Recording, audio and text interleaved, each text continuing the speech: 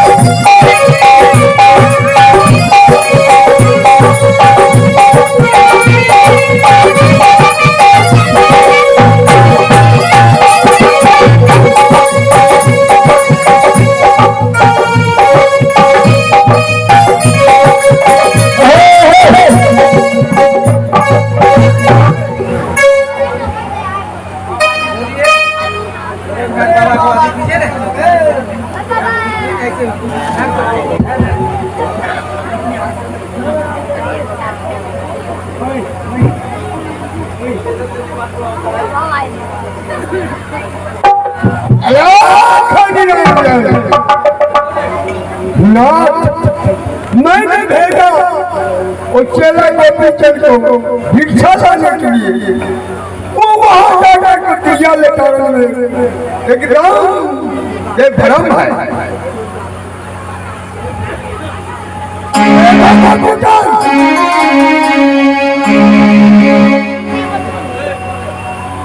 अरे हम समझते हैं जो तुम दिया लेकर ऐसे नमस हो गया, तुम्हारे थोड़े में चिट्ठी छुपानी है और उसको शांति नीचे दबा दो और कोपरे उनके निकाल दो। नीति का पुड़िया है उसके ऊपर मन छींच लेना, छुरी कटा उससे तुम अपने रेशम से निकाल को निकल जाओ। खोलने के लिए कैसा सजा है उसको काट कर निकल जा सकते हो। जय गुरुदेव।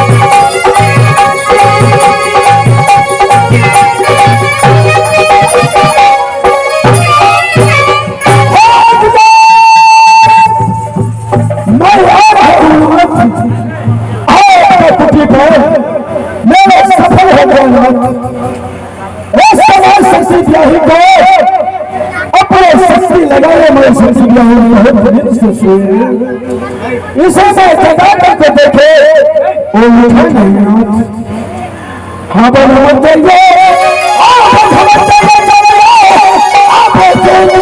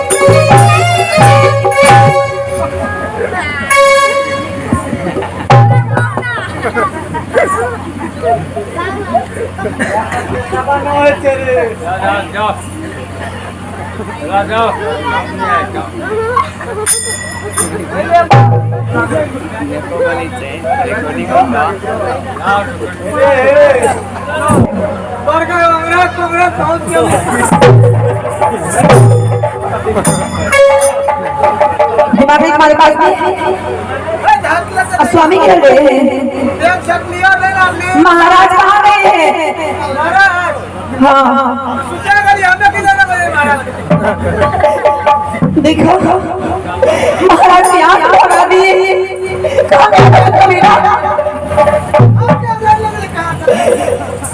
मैंने स्वामी को गुरुदेव की सौगंध लगाई हुई थी जो आप पीछे से नहीं जा सकते, लेकिन वो एक भी नहीं मारे मेरी और यहाँ से भाग गए।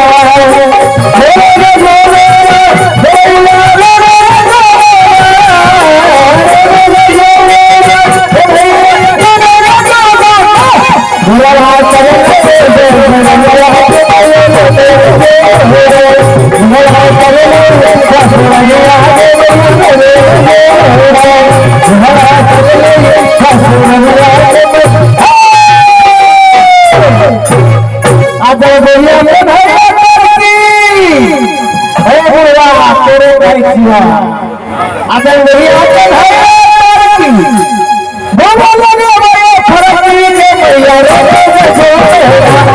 बुढ़वा चल गई ससुरलिया के भैया रे बुढ़वा चल गई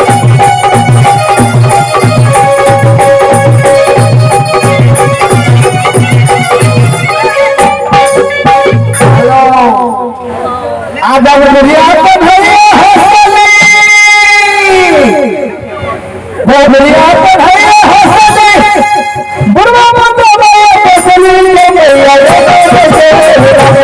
लगा चल ले ससुरिया के भैया लगा चल ले ससुरिया के भैया लगा चल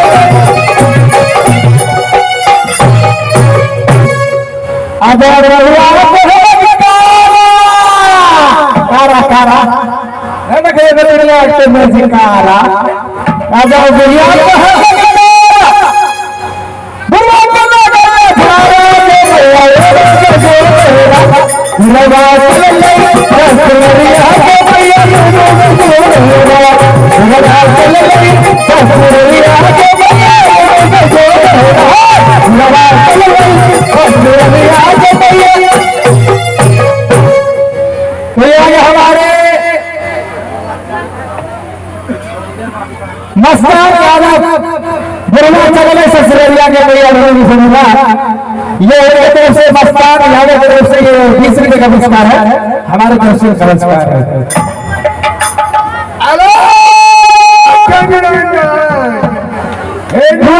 महात्मा गांधी और चला बाबू चंद अभी तक नहीं आया है हो ना हो सके फिर गाँव में तो फंस गया